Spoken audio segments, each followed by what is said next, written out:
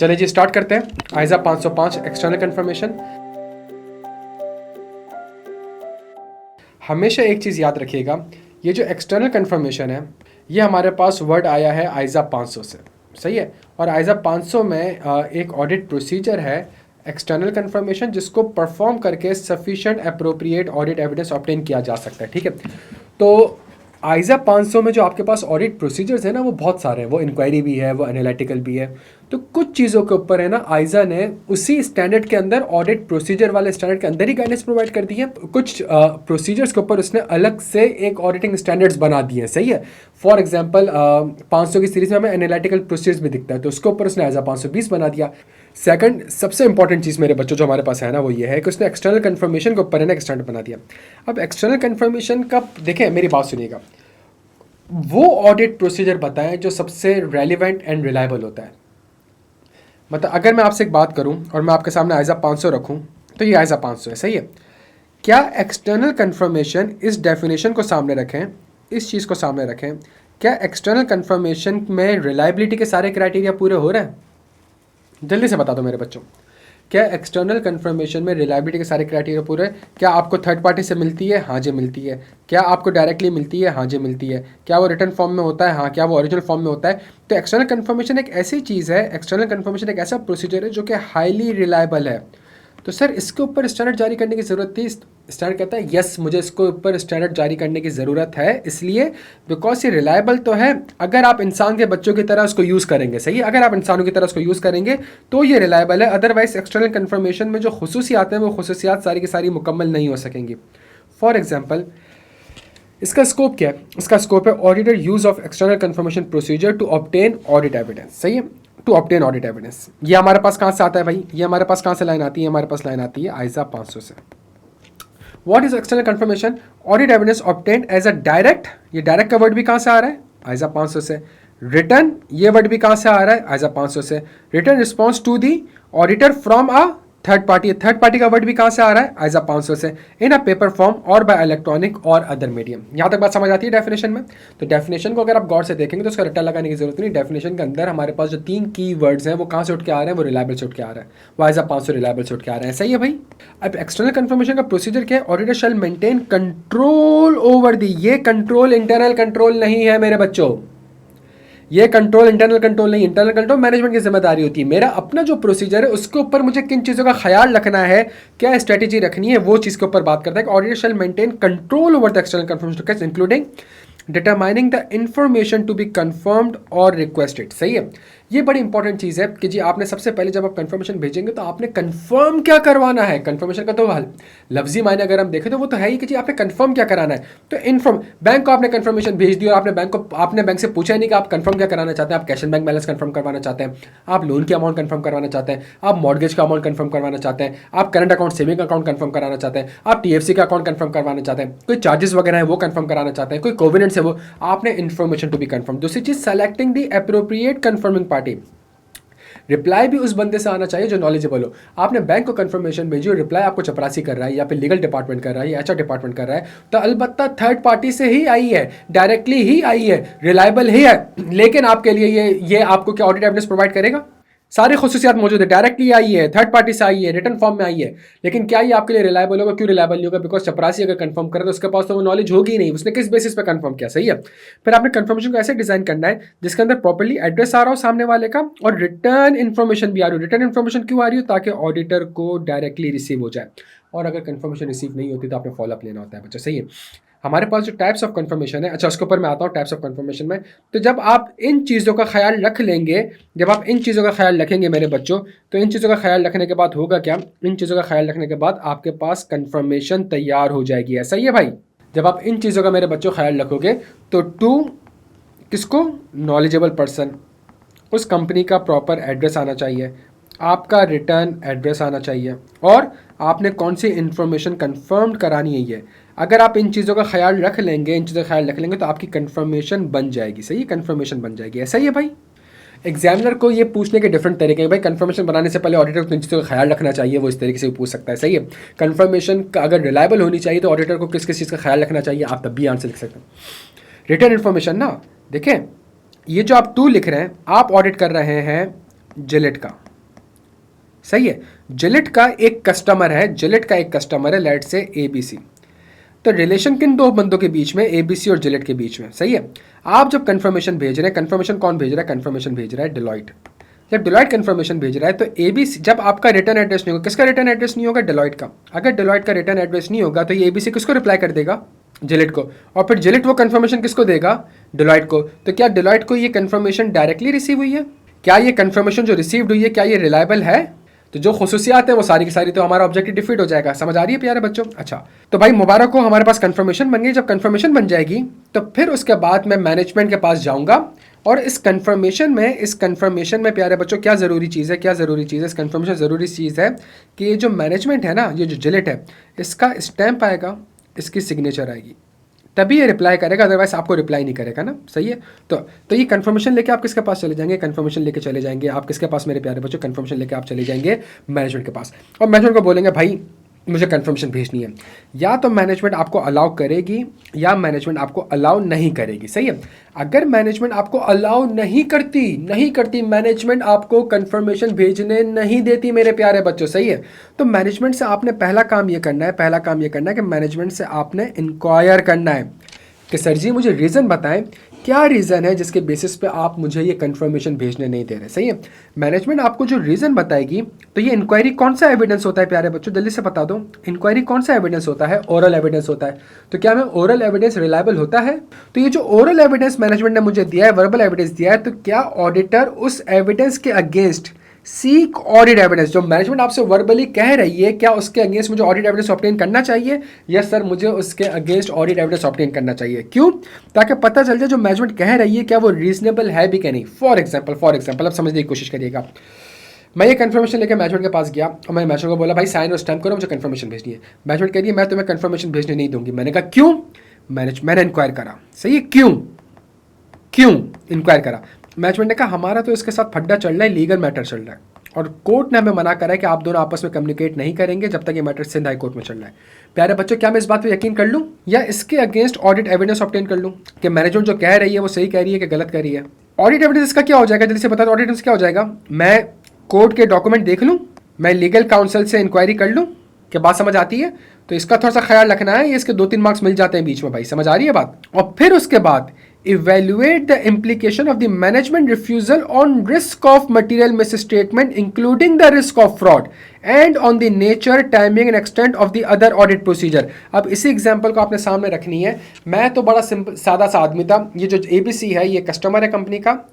मेरी बुक्स में मेरे पास फाइनेंशियल स्टेटमेंट में एक आइटम आ रहा था। क्या आइटम आ रहा था, रिसीबल। और इस रिसीबल के ऊपर मैंने इम्पेयरमेंट का रिस्क आइडेंटिफाई नहीं किया था। ऐसा ही है, मैंने इस इम्पेयरमेंट के ऊपर रिस्क आइडेंटिफाई नहीं करा था। सही है, मैंने इम्पेयरमेंट के ऊपर रिस्क आइडेंटिफाई नहीं करा था। अब मुझे पता चला कि भाई लीगल मैटर चल रहा है, पता नहीं सामने वाला पैसा दे या ना दे। प्यारे बच्चों, मैं कहाँ खड़ा हुआ हूँ इस वक्त, जल्दी से बता दे मुझे, मैं कहाँ खड़ा हुआ हूँ। मैं परफॉर्मेंस फेज में खड़ा हुआ हूँ। परफॉर्मेंस फेज में मुझे एक न्यू इन्फॉर्मेशन मिली है भाई। परफॉर्मेंस फेज में मुझे एक न्यू इन्फॉर्मेशन मिली है कि भाई कस्टमर से फड्डा चल रहा है। भाई ये न्यू इन्फॉर्मेशन मिली है, मुझे क्या करना पड़ेगा, जल्दी से बताएं। मुझे क्या करना पड़ेगा, जल्दी से बता दें। मुझे अपने रिस्क असेसमेंट को रिवाइज करना पड़ेगा। कौन सा रिस्क है यहाँ पे, जल्दी से बता दें। कि जो रिसीबल है ये शायद क्या हो चुका है, ये इम्पेयर्ड हो चुका है। सिर्फ रिस्क आइडेंटिफाई करके छोड़ दूँ, नहीं सर, इसके अगेंस्ट मुझे क्या करना पड़ेगा, सिर्फ इसके अगेंस्ट मुझे ऑडिट प्रूफ। आप समझ रहे हैं, मैं कंफर्मेशन से निकल के आइजा 315 में जा चुका हूँ और आइजा 500 में जा चुका हूँ। बच्चों के यहाँ तक बात समझ आती है। तो मैं अपने रिस्क असेसमेंट को रिवाइज करूंगा इंक्लूडिंग प्रोसीजर। तो ये अगर आप देखें तो मैंने इंक्वायरी करी, मैंने उसके अगेंस्ट ऑडिट एविडेंस ऑब्टेन करा और मैंने ये वाले जो काम करे, ये सारे काम किसके हिसाब से करे, ये सारे काम आइजा 315 के हिसाब से करे। सही है। अच्छा, अगर मैनेजमेंट की जस्टिफिकेशन अनरीजनेबल है, मैनेजमेंट आपको जो जस्टिफिकेशन दे रही है वो अनरीजनेबल है, या आप sufficient appropriate audit evidence obtain नहीं कर सकते, नहीं कर सकते। प्यारे बच्चों, अब कौन सा आइजा अप्लाई हो जाएगा, जल्दी से बता दें। आपको एक चीज के ऊपर एविडेंस चाहिए, मैनेजमेंट आपको वो एविडेंस ऑब्टेन करने नहीं दे रही। आपने एक ऑडिट प्रोसीजर परफॉर्म करना है, मैनेजमेंट आपको ऑडिट प्रोसीजर परफॉर्म करने नहीं दे रही। क्या आपके पास ये श्योरिटी है कि ये बैलेंस ठीक है कि गलत है? सर मुझे नहीं पता ये बैलेंस ठीक है कि गलत है। तो क्या मतलब, आइजा 705 के हिसाब से क्या हो जाएगा, स्कोप लिमिटेशन हो जाएगी। अगर ये बैलेंस मटेरियल है तो qualified material plus pervasive with disclaimer. क्या यहाँ तक बात समझ आ रही है? तो हम 505 नहीं पढ़ रहे हैं, हम 315, आज भी हम 315 315 ही पढ़ रहे हैं, सही है, हम आज भी 315 ही पढ़ रहे हैं और आज हम 705 पढ़ रहे हैं। यहाँ तक बात समझ आती है मेरे बच्चों? और ये जो इंक्वायरी करूंगा और मैनेजमेंट जो आपको जवाब दे रही है उसमें आप स्केप्टिकल हो रहे हो, उससे ऑडिट एविडेंस ऑब्टेन कर रहे हो, तो ये वाले जो प्रोसीजर्स हैं, ये वाले जो प्रोसीजर कहाँ से निकल के आ रहे हैं प्यारे बच्चों, जल्दी से बता दें कहाँ से निकल के आ रहे हैं? ये आइजा 200 से निकल के आ रहे हैं। क्या यहाँ तक बात समझ आती है मेरे बच्चों को? तो हम 505 नहीं पढ़ रहे हैं। कल हमने कौन सा टॉपिक पढ़ा था? आइजा 240 पढ़ा था? नहीं, कल हमने आइजा 315 और 500 पढ़ा था और उसके बेसिस पर हमने 240 पढ़ लिया था। आज भी हम यही काम कर रहे हैं कि हम आइजा 505 नहीं पढ़ रहे हैं, हम बाकी स्टडी के कॉन्सेप्ट को यहाँ पे अप्लाई कर रहे हैं और उसके बेसिस पर पढ़ रहे हैं। डन हो गया भाई? अच्छा, अगर तो कंफर्मेशन रिसीव्ड हो जाएगी बच्चों, अगर तो कंफर्मेशन रिसीव्ड हो जाएगी, सही है। अगर कंफर्मेशन रिसीव नहीं होती, मैनेजमेंट ने आपको सेंड, मैनेजमेंट आपसे कह रही है जी बिल्कुल बिस्मिल्लाह कंफर्मेशन भेजिए, आपने कंफर्मेशन भेजी और आपको रिप्लाई रिसीव नहीं हुआ, सामने वाला आपको रिप्लाई रिसीव नहीं कर रहा, सही है, तो फिर आप देखेंगे in case of the non response it may indicate the previously unidentified risk of material misstatement. The auditor shall perform the audit procedure to obtain relevant and reliable audit evidence. समझने की कोशिश करिएगा प्यारे बच्चों। मैनेजमेंट आपसे कह रही है कि भाई जिलेट को कंफर्मेशन भेज दे, आपने जिलेट को कंफर्मेशन भेज दी, एबीसी की तरफ से कोई भी रिस्पांस नहीं आया, एबीसी की तरफ से कोई भी रिस्पांस नहीं आया। जब एबीसी की तरफ से कोई भी रिस्पांस नहीं आया तो आपने ये सोचना है, क्या सोचना है, क्या सोचना है? आपने ये सोचना है कि कहीं ये फिक्टिशियस कस्टमर तो नहीं। क्या मतलब फिक्टिशियस कस्टमर का? पहला काम आप फॉलोअप ले लेंगे, फॉलोअप लेने के बाद भी रिप्लाई नहीं आता तो इसका क्या मतलब है? कहीं ये कस्टमर क्या नहीं होगा, कहीं ये कस्टमर फिक्टिशियस कस्टमर तो नहीं है। और अगर ये फिक्टिशियस कस्टमर होगा तो किस चीज का रिस्क है प्यारे बच्चों? किस चीज का रिस्क है? जल्दी से बता दें, किस चीज का रिस्क है मेरे प्यारे बच्चों? जबरदस्त, रिस्क ऑफ फ्रॉड्स। यही बात वो यहाँ पे आपको समझाने की कोशिश कर रहा है। तो ये कहाँ से उठ के आ रहा है भाई? डन हो गया। और फिर उसके बाद ऑल्टरनेटिव ऑडिट प्रोसीजर। अच्छा, ऑल्टरनेटिव ऑडिट प्रोसीजर क्या होता है भाई? ऑल्टरनेटिव ऑडिट प्रोसीजर ये होता है कि ये जो एबीसी था ये मेरा कस्टमर है और इस कस्टमर से जो मेरा रिसीवेबल है वो 100 रुपये का है, सही है। मुझे रिप्लाई नहीं आता तो मैं करूँगा क्या? मैं कहूँगा यार ये 31 दिसंबर 2024 को बैलेंस 100 रुपये का आ रहा है, सही है। तो अगर ये पैसा वाकई में मेरा रिसीवेबल है तो ये जनवरी 2025 में, फरवरी 2025 में, मार्च 2025 में, मैं आज मार्च 2025 में खड़ा हूँ, सब्सिक्वेंटली इतना पैसा तो रिसीव हो जाना चाहिए। अगर ये 100 रुपये सब्सिक्वेंटली रिसीव हो चुके हैं, अगर ये 100 रुपये फॉर एग्जांपल सब्सिक्वेंटली रिसीव हो चुके हैं प्यारे बच्चों, सही है, तो इसका मतलब है अगर कस्टमर से आपको ये पैसा मिल चुका है सब्सिक्वेंटली तो इसका मतलब है क्या ये जो रिसीवेबल रिकॉर्ड हुआ है क्या ये सही है? जबरदस्त। तो इसका मतलब है मैं सब्सिक्वेंट बैंक स्टेटमेंट देख सकता हूँ कि भाई ये पैसा वाकई में रिसीव हो चुका है, मैं सब्सिक्वेंट बैंक स्टेटमेंट देखूंगा, सही है।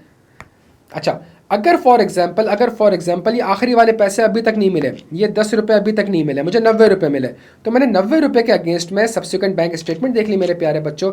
और ये जो 10 रुपये होंगे मुझे एविडेंस तो 100 रुपये पे ऑब्टेन करना है। जब मेरा सैंपल 100 रुपये का है तो 100 रुपये के ऊपर मजीद सैम्पलिंग नहीं हो सकती है बच्चों, इस 100 रुपये के ऊपर मुझे पूरा काम करना है। तो मैंने 100 रुपये में से कितने के ऊपर काम कर लिया भाई? 90 के ऊपर काम कर लिया। तो जो बाकी 10 बचा मैं सोचूंगा कि यार ये जो 10 है ये रिकॉर्ड कैसे हुआ होगा भाई? ये 10 रिकॉर्ड कैसे हुआ होगा? ये रिसीवेबल रिकॉर्ड कैसे हुआ होगा? सेल्स क्रेडिट हुई होगी तभी जाके रिसीवेबल डेबिट हुआ होगा। जब सेल्स क्रेडिट होती है तो सेल्स कब क्रेडिट होती है भाई? एक सेल्स एग्रीमेंट होगा, एक सेल्स ऑर्डर होगा, एक goods received, goods delivery note होंगे, एक सेल्स इनवॉइस होंगे। तो क्या मैं ये डॉक्यूमेंट देख सकता हूँ भाई? तो मुझे यकीन आ जाएगा कि मैनेजमेंट ने 10 रुपये का रिसीवेबल रिकॉर्ड किया हुआ है, बिल्कुल सही किया हुआ है। क्या तक बात समझ आती है?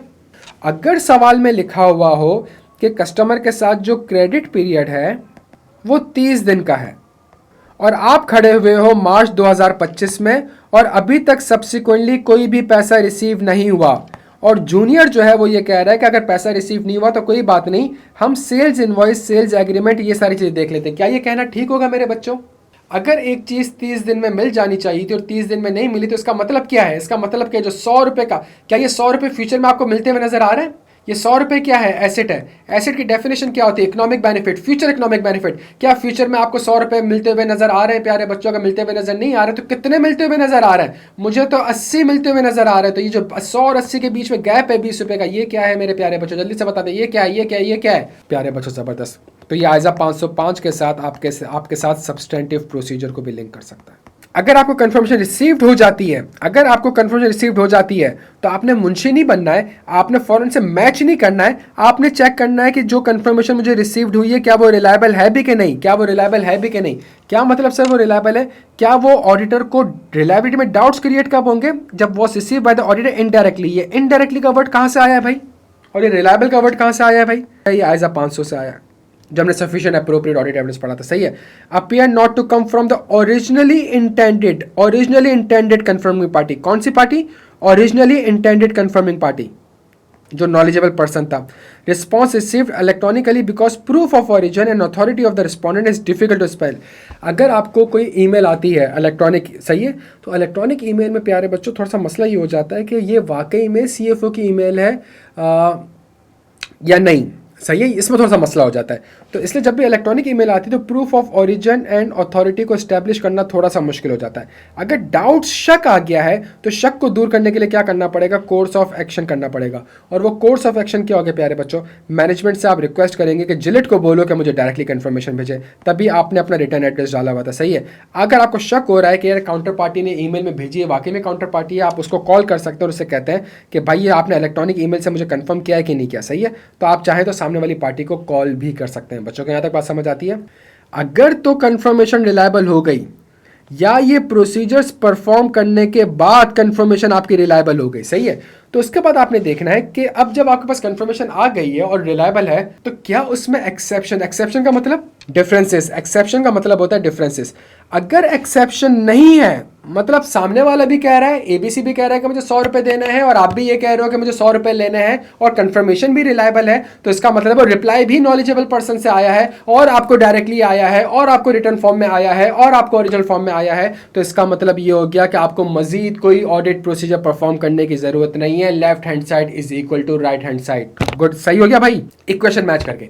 लेकिन अगर खुदा ना खास्ता एक्सेप्शन आ जाता है, फर्क आ जाता है, तो आइजा आपसे कहता है कि अगर फर्क आ गया है, खलल आ चुकी है, तो it may indicate the material misstatement और पोटेंशियल मटेरियल मिस स्टेटमेंट। और अगर मटेरियल मिस स्टेटमेंट है तो check whether it is an indicative of fraud. ये लाइन कहां से उठ के आ रही है भाई, जल्दी से बता दें, ये लाइन कहां से उठ के आ रही है? Check whether it is an indication of fraud. कल ही पढ़ा था, circumstances that indicate the possibility of. मेरे प्यारे बच्चों जबरदस्त। तो अगर डिफरेंस आ रहा है तो आयजा कहता है मिस स्टेटमेंट भी हो सकती है, पोटेंशियल मिस स्टेटमेंट भी हो सकती है। और अगर मिस स्टेटमेंट है तो मिस स्टेटमेंट दो वजूहात की वजह से होती है, पहला एरर होता है, दूसरा फ्रॉड होता है। तो कहीं ये फ्रॉड तो नहीं प्यारे बच्चों। या एक्सेप्शन में also indicate the deficiencies in internal control. आपके इंटरनल कंट्रोल भी इनफेक्टिव हो सकते हैं। और वो कहता है नहीं, ये सारे वहम गुमान है, इनमें से कुछ भी नहीं है, ये सिर्फ और सिर्फ टाइमिंग और मेजरमेंट डिफरेंस है। बच्चों क्या यहाँ तक बात समझ आती है? आप इस चीज़ को समझने की कोशिश करो मेरे बच्चों, बड़ी इंपॉर्टेंट चीज़ है। ABC ने GL में, कंपनी के GL में बैलेंस रिकॉर्ड हुआ है 100 रुपये का। आपने कंफर्मेशन भेजी तो जो कंफर्मेशन का रिप्लाई आया वो कुछ रिप्लाई इस तरीके से है, सही है, वो कुछ रिप्लाई इस तरीके से है। उसका पहला रिप्लाई आया 100 रुपये का और रिलायबल भी है, सब कुछ है, क्या कुछ मजीद करने की ज़रूरत है? दूसरा जो रिप्लाई आया वो ₹60 का आया। दूसरा जो रिप्लाई आया वो 60 का आया। क्या ये एक्सेप्शन है? क्या डिफरेंस आ रहा है 100 और 60 में? डिफरेंस आ रहा है। अच्छा, अगर ये एक्सेप्शन है तो कितने का एक्सेप्शन है? 40 रुपये का एक्सेप्शन है। इस 40 रुपये में क्या हो सकता है? ये मटेरियल मिस स्टेटमेंट भी हो सकती है, ये पोटेंशियल मटेरियल मिस स्टेटमेंट भी हो सकती है, और अगर मिस स्टेटमेंट है तो ये इंडिकेशन ऑफ फ्रॉड भी हो सकता है, और ये इंटरनल कंट्रोल की डेफिशिएंसी भी हो सकती है। और नहीं ये तो कुछ भी नहीं है, ग्रीन से लिख देते हैं, तो कुछ भी नहीं है, ये सिर्फ और सिर्फ टाइमिंग डिफरेंस है। क्या मतलब इसका कि सामने वाला आपसे कहता है, कस्टमर आपसे कहता है कि भाई मैंने तो, अच्छा आपका ईयर एंड क्या है? आपका ईयर एंड है 31 दिसंबर 2024। कस्टमर आपसे कहता है कि मैंने तो 31 दिसंबर को 2024 को एक पेमेंट करी है 40 रुपये की, और मैंने वो पेमेंट कर दी है। आप गए बैंक कंपनी के पास, आपने कंपनी को बोला भाई वो सामने वाला कह रहा है उसने पेमेंट कर दी है 40 रुपये की। तो उसने कहा बिल्कुल सही बात है, उसने पेमेंट कर दी है 40 रुपये की, लेकिन मेरे पास ये चेक जो क्लियर हुआ था वो 3 जनवरी 2025 को हुआ था। प्यारे बच्चों, क्या ये मिस स्टेटमेंट है? क्या ये पोटेंशियल मिस स्टेटमेंट है?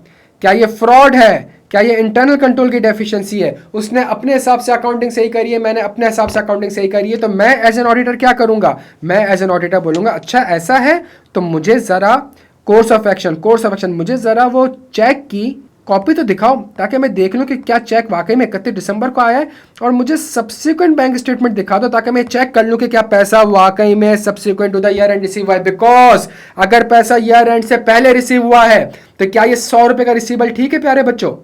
मुझे क्या एंट्री बनानी पड़ेगी? अगर पैसा वाकई में ईयर एंड से पहले रिसीव हो चुका है आपको, तो मुझे रिसीवेबल को क्रेडिट करना पड़ेगा और बैंक को डेबिट करना पड़ेगा 40 रुपये से। 100 रुपये कंफर्मेशन का रिप्लाई आता है, भाई हम तो माल खरीदते ही नहीं है, ये तो हम जानते ही नहीं इसको, ये है कौन। अब वो कह रहा है भाई मुझे तो 1 रुपया नहीं देना, मैंने तो पहली बार इस कंपनी का नाम सुना है, मैं तो जानता भी नहीं हूँ कि ये कंपनी कौन है, ना मैं इनसे कभी माल खरीदता हूँ। अब इसका मतलब है ये कोई फिक्टिशियस कस्टमर कंपनी ने रिकॉर्ड किया हुआ है। ये किस चीज़ की अलामत है प्यारे बच्चों? ये किस चीज़ की अलामत है? जल्दी से बता दें। Indication of fraud. और जब इंडिकेशन ऑफ फ्रॉड होगी तो मुझे क्या करना पड़ता है? जल्दी से बता दें, मुझे क्या करना पड़ता है? जल्दी से बता दें। Other aspect of audit. याद आ रहा है? अगर सीनियर मैनेजमेंट इन्वॉल्व है तो मुझे अपने रिस्क असेसमेंट को क्या करना पड़ेगा? रिवाइज। उसके अगेंस्ट क्या करना पड़ेगा? मजीद ऑडिट प्रोसीजर परफॉर्म करने पड़ेंगे। याद आ रहा है प्यारे बच्चों? मुझे शायद विड्रॉ करना पड़ जाए और लीगल एडवाइस। तो सवाल किससे आ रहा होगा? सवाल कहाँ से आ रहा होगा? जल्दी से बताएं, सवाल कहाँ से आ रहा होगा? आइजा 505 से। और आंसर कहाँ से होगा? आइजा 315 में और आइजा 500 में, कि अपने रिस्क असेसमेंट को रिवाइज करो और उसके अगेंस्ट मजीद ऑडिट प्रोसीजर परफॉर्म करो। उसके बाद जो कंफर्मेशन होती है वो 2 किस्म की होती है, एक पॉजिटिव होती है बच्चों, एक नेगेटिव कंफर्मेशन होती है। पॉजिटिव कंफर्मेशन का मतलब क्या होता है? सामने वाले को आप कहते हो कि चाहे आप एग्री करो या डिसएग्री करो, आपने रिप्लाई लाजमी करना है, ऐसा ही है। नेगेटिव कंफर्मेशन आप क्या कहते हैं? नेगेटिव कंफर्मेशन आप कहते हो कि यार अगर आप एग्री करते हो ना तो रिप्लाई करने की ज़रूरत नहीं है, हम समझ जाएंगे कि जी आप जो है इस बैलेंस से एग्री करते हो, और अगर आप डिसएग्री करते हो तभी आपने रिप्लाई करना है, अदरवाइज आपने रिप्लाई नहीं करना। एक इंपॉर्टेंट चीज़ सुन ले, बड़ी इंपॉर्टेंट है, और अगर एग्जामिनर चाहे तो उस पर थोड़ा बहुत खेल सकता है। कंफर्मेशन जो हमारे पास होती है ना, वो पॉजिटिव होती है या नेगेटिव होती है, सही है। और मज़ीद हमारे पास ऑप्शन होता है ओपन और ब्लैंक कन्फर्मेशन का। हमारे पास पॉजिटिव में मज़ीद 2 ऑप्शन होते हैं, ओपन कन्फर्मेशन का और ब्लैंक कन्फर्मेशन का। ओपन कन्फर्मेशन का क्या मतलब? ओपन कन्फर्मेशन का मतलब कि जिसमें आप बैलेंस लिख देते हो, आप कहते हो यार ये 100 रुपये का बैलेंस है, कंफर्म कर दो कि क्या तुम 100 रुपये से एग्री करते हो। ब्लैंक कन्फर्मेशन का क्या मतलब है? आप कहते हो खाली जगह पुर करें, सही है। आप बैलेंस की जगह खाली छोड़ देते हो और आप उसको कहते हो खाली जगह पुर करें, आप लिखे बैलेंस, सही है। इसके कुछ फ़ायदे हैं। ओपन कन्फर्मेशन का फ़ायदा ये है कि रिस्पॉन्स रेट अच्छा हो जाता है, और यहाँ पे ब्लैंक कन्फर्मेशन रिस्पॉन्स रेट क्या हो जाता है? थोड़ा सा लो हो जाता है। इसका एक और फ़ायदा ये है कि देयर इज़ अ पॉसिबिलिटी कि सामने वाला बगैर देखे आपको कंफर्म कर दे। यहाँ पे आपका जो ये ज़्यादा रिलायबल एविडेंस होता है, बिकॉज अपने रिकॉर्ड्स देखेगा और फिर आपको भेजेगा, ठीक है। अच्छा, नेगेटिव कंफर्मेशन में प्यारे बच्चों कौन सी 2 किस्में होंगी? नेगेटिव कंफर्मेशन में कोई 2 नहीं होती, हमेशा हमेशा हमेशा ओपन ही होगी। बिकॉज अगर आपने ब्लैंक कंफर्मेशन भेज दी और आप कंफर्मेशन में लिख रहे हो कि जानिए अगर एग्री करते हो तो रिप्लाई करने की जरूरत नहीं है, तो भाई जब एग्री करवाना है तो नंबर भी तो लिखना पड़ेगा ना। तो negative confirmation can never be a blank confirmation. और जब भी आपने नेगेटिव कंफर्मेशन भेजनी होगी, तो auditor has assess the risk of material misuse as low and has obtain. तो उसकी कुछ कंडीशंस है हमारे पास, कंडीशंस को हम डिस्कस कर लेते हैं जल्दी से। जब भी आपने नेगेटिव कंफर्मेशन भेजनी होगी तो आपका इनहेरेंट रिस्क भी लो होना चाहिए और कंट्रोल्स इफेक्टिव होने चाहिए, लो एक्सेप्शन रेट होना चाहिए, कोई ऐसी इन्फॉर्मेशन ना हो कि सामने वाला बंदा आपकी कंफर्मेशन को इग्नोर करे। क्या यहाँ तक बात समझ आती है? और population comprises of large number of small balances, ठीक है। अगर ये और इसके बीच में एंड लिखा हुआ है, अगर चारों की चारों कंडीशन पूरी हो जाएंगी तभी आप नेगेटिव कंफर्मेशन भेज सकते हो, अदरवाइज नहीं भेज सकते। अब इसमें आप मेरी इंपॉर्टेंट बात सुन लें। आइजा 505 एक्सपेक्टेड क्वेश्चंस। सर सुन लीजिए मेरी बात बच्चों। सबसे पहला सवाल जो एक्सपेक्टेड है वो ये है कि कंफर्मेशन बनाने के लिए आपको किन चीज़ों का ख्याल रखना पड़ेगा, कौन सी चीज़ें आपने कंसीडर करनी पड़ेंगी बिफोर सेंडिंग द कंफर्मेशन, या कंफर्मेशन बनाते हुए आपकी स्ट्रेटजी क्या होनी चाहिए। क्या यहाँ तक बात समझ आती है भाई? जल्दी से आ जाएं। पहली चीज़ जो हमारा सवाल एक्सपेक्टेड है वो ये है। दूसरी चीज़ आपका कोर्स ऑफ एक्शन क्या होगा अगर मैनेजमेंट आपको कंफर्मेशन भेजने नहीं देती। समझ आ रही है बात? कि अगर मैनेजमेंट आपको कंफर्मेशन भेजने नहीं देती तो आपको कोर्स ऑफ एक्शन क्या होगा। और इस कोर्स ऑफ एक्शन के अंदर मैनेजमेंट अगर आपको कंफर्मेशन भेजने नहीं देती तो इसके अंदर 2 चीज़ें हमारे पास आ सकती हैं, आइजा 315 और आइजा 500। क्या ये बात समझ आती है? क्या मतलब कि मैं अपने रिस्क असेसमेंट को रिवाइज करूंगा, क्या let's say impairment of receivable, मैं सीक ऑडिट एविडेंस करूंगा, सही है। तो क्या मतलब मैं वो लीगल के डॉक्यूमेंट्स देख लूंगा। क्या ये बात समझ आती है? तीसरी चीज़ जो बड़ा इंपॉर्टेंट है वो ये है कि जी कंफर्मेशन जो है वो हमें उसके रिस्पॉन्सेस आ चुके हैं, और उसके रिस्पॉन्सेस में आपने जो रिस्पॉन्सेस आए हैं उसमें या तो रिलायबिलिटी का मसला होगा या एक्सेप्शन का मसला होगा। क्या यहाँ तक बात समझ आती है? तो रिस्पॉन्सेस में या तो रिलायबिलिटी का मसला होगा या एक्सेप्शंस का मसला होगा। और अगर एक्सेप्शन का मसला होगा तो एक्सेप्शन के मसले में एक और चीज़ कौन सी अप्लाई हो सकती है प्यारे बच्चों, जल्दी से बताते हैं। एक्सेप्शन का मसला होगा तो एक और शर्त कौन सा अप्लाई हो सकता है। अच्छा, मैनेजमेंट आपको कन्फर्मेशन भेजने नहीं दे रही, मैनेजमेंट आपको कन्फर्मेशन भेजने नहीं दे रही और मैनेजमेंट जो रीज़न बता रही है वो रीज़न कोई जस्टिफाइबल नहीं है, तो यहाँ पर भी कौन सा आइजा अप्लाई हो सकता है, जल्दी से बता दें। डन हो गया बच्चों, ये बात समझ आती है, ये बात मेरे बच्चों को समझ आती है। अगर पेपर में आ जाए कि जी जो मैनेजमेंट का रिस्पॉन्स है ऑडिटर से वो नहीं कर रहा, ऑडिटर मैनेजमेंट जो है वो इन्फॉर्मेशन ही प्रोवाइड नहीं कर रही कि वो क्यों कंफर्मेशन भेजने से मना कर रही है, तो इसका मतलब है कौन सा स्टैंडर्ड अप्लाई हो जाएगा, फ्रॉड अप्लाई हो जाएगा। बच्चों क्लियर हो सारे यहाँ पे। चौथी चीज़ जो बड़ी इंपॉर्टेंट है जो आ सकती है वो ये आ सकती है, नेगेटिव कंफर्मेशन इस सवाल में भेजनी चाहिए कि नहीं चाहिए। क्या तक बात समझ आती है कि जी बताएं क्या इस अबव सिनेरियो में नेगेटिव कंफर्मेशन भेजनी चाहिए कि नहीं चाहिए। तो ये आइजा 505 से रिलेटेड कुछ एक्सपेक्टेड सवाल है। एक और चीज़ जो आपके पास रिस्पॉन्स आएगा उस एक्सेप्शन में आपके पास डिफरेंस आ रहा है, सही है, और डिफरेंस जो है या एक्सेप्शन जो है, फॉर एग्जाम्पल जो रिस्पॉन्सेज आपके पास रिसीव है उसमें से एक रिस्पॉन्स ये है कि भाई बैलेंस तो मैच कर रहा है लेकिन वो सामने वाला कह रहा है कि जी मैं ये अमाउंट पे नहीं कर सकता। क्या मतलब इसका, अब क्या चीज़ अप्लाई हो रही है, बैड डेट एक्सपेंस के प्रोसीजर मेरे बच्चों के, यहाँ तक बात समझ आती है। अच्छा, रिस्पॉन्स में आपको कंफर्मेशन का रिप्लाई नहीं मिला तो इसका मतलब है एक और चीज़ भी अप्लाई हो सकती है, क्या, ऑल्टरनेटिव ऑडिट प्रोसीजर्स। अच्छा, अब आप मुझसे बताएं क्या आपके कोई क्वेश्चंस हैं आइजा 505 में, जो भी सवाल है मेरे बच्चों मुझसे पूछ लो। नबील साहब कह रहे हैं बैड डेट वाला रिपीट करते हैं। देखें नबील साहब, मैं एसएसजीसी का ऑडिट करता था और एसएसजीसी का एक कस्टमर था पाकिस्तान स्टील मिल्स, सही है। जब मैंने एसएसजीसी, तो ये कस्टमर था, जब मैंने उसको कंफर्मेशन भेजी तो पाकिस्तान स्टील मिल ने कहा कि भाई हमें देने तो 40 अरब रुपए, या एग्जैक्ट अमाउंट बता रहा हूँ मैं, देने तो 40 अरब रुपए है लेकिन हमारी कैपेसिटी नहीं है पे करने की, बैलेंस मैच हो रहा है। एसएसजीसी ने भी अपनी बुक्स में 40 अरब रुपए रिकॉर्ड किया हुआ है, क्या मैं छोड़ दूँ कि बैलेंस मैच हो रहा है? नहीं सर, इसका क्या मतलब है, ये जो रिसीबल है ये एग्जिस्ट तो करता है, ये जो रिसीबल है क्या ये एग्जिस्ट करता है, क्या एसएसजीसी का इसके ऊपर राइट है, क्या ये बैलेंस कंप्लीट है? Yes yes yes. लेकिन क्या 40 अरब पे उसको जो वैल्यू किया हुआ है क्या वो सही है? जो 40 अरब रुपए उसको वैल्यू किया हुआ है क्या वो सही है? नहीं सर। तो वैल्यूएशन के लिए मुझे, तो वैल्यूएशन का रिस्क आइडेंटिफाई हो गया, तो कौन सा, क्या, किस चीज़ का रिस्क है? ये बैड डेट एक्सपेंस का। तो सवाल एक्सटर्नल कंफर्मेशन से आया है और आंसर आपका सब्सटेंटिव प्रोसीजर से बन जाएगा। अच्छा, दूसरा सवाल बड़ा इंपॉर्टेंट है सर, फॉलोअप कितनी बार लेना होता है, ये समझ ले मेरी बात, फॉलोअप कितनी बार लेना होता है। आपने कंफर्मेशन भेजी, रिप्लाई नहीं आया, तो आपने सबसे पहला काम करा, आपने फॉलोअप लिया, ठीक है, एक बार दो बार, सही है, आपने फॉलोअप लिया। जब आपने फॉलोअप ले लिया और इसके बाद भी अगर आपको रिप्लाई रिसीव नहीं हो रहा तो फिर आप किसकी तरफ जाएंगे प्यारे बच्चों, किसकी तरफ जाएंगे? Alternative audit procedure. अगर ऑल्टरनेटिव ऑडिट प्रोसीजर से आपको sufficient appropriate audit evidence obtain हो जाता है या नहीं होता, अगर सफिशिएंट एप्रोप्रिएट ऑडिट हो जाता है तो फिर हैप्पी एंडिंग हो गई, अनमॉडिफाइड ओपिनियन। लेकिन अगर ऑल्टरनेटिव ऑडिट प्रोसीजर से भी आपको sufficient appropriate audit evidence obtain नहीं होता तो प्यारे बच्चों ये क्या कहलाएगा, जल्दी से बताते हैं। मटेरियल है तो क्वालिफाइड, मटेरियल प्लस परवेजिव है तो डिस्क्लेमर। डन हो गया। फॉर एग्जांपल मेरी बात समझने की कोशिश करिएगा, जिलेट का अपने कस्टमर ABC के साथ एक बहुत बड़ा केस चल रहा है, बहुत बड़ा केस चल रहा है, और ये केस लड़ कौन रहा है? एतजाज़ एहसन साहब, ठीक है। अब जिलेट ने फाइनेंशियल स्टेटमेंट में इसको as a contingent liability disclose करी है और मैनेजमेंट, जिलेट की मैनेजमेंट कह रही है भाई हम तो ये केस जीत जाएंगे, सही है, हम तो ये केस जीत जाएंगे। अच्छा, मैंने क्या करा, मैंने ये करा कि डेलॉइट ने एतजाज़ एहसन साहब को कंफर्मेशन भेजी, लीगल कंफर्मेशन भेजी कि एतजाज़ साहब, कंपनी कह रही है कि आप एक केस लड़ रहे हैं उनका, काइंडली आप कंफर्म कर देंगे इस केस का आउटकम क्या होगा, कंपनी केस जीतेगी या हारेगी, और अगर हारेगी तो कितना पैसा पे करना पड़ेगा।